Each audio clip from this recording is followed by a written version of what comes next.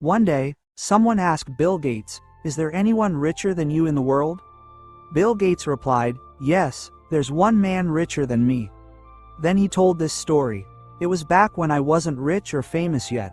I was at the New York airport and saw a newspaper vendor. I wanted to buy a paper, but I didn't have enough change, so I decided not to buy it and handed it back to the vendor. I told him I didn't have small bills. The man smiled and said, 'You can have this one for free.' Because he insisted, I accepted the newspaper. A few months later, I landed at the same airport again. Once again, I didn't have any change for a paper. The same vendor recognized me and offered me another one. I refused at first, but he said, 'Take it, I'll still make a profit, I won't lose anything.' So, I accepted the newspaper again. 19 years later, I became well-known and wealthy. I suddenly remembered that vendor. I started searching for him, and after about a month and a half, I finally found him. I asked, 'Do you know who I am?' He said, 'Yes, you're Bill Gates.' I asked, 'Do you remember once giving me a newspaper for free?' He smiled, 'Yes, I gave you two, actually.' I told him, 'I want to repay your kindness.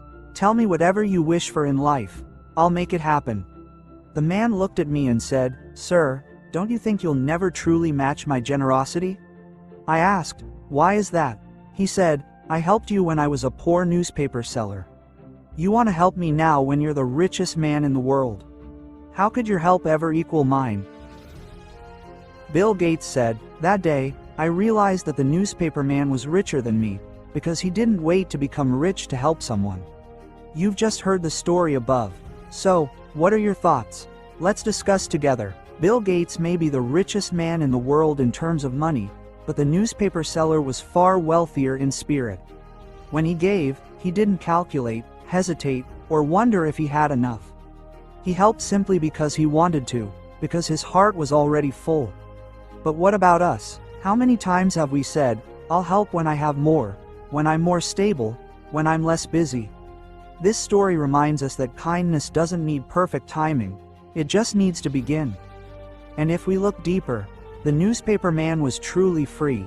He could give without fear of losing anything.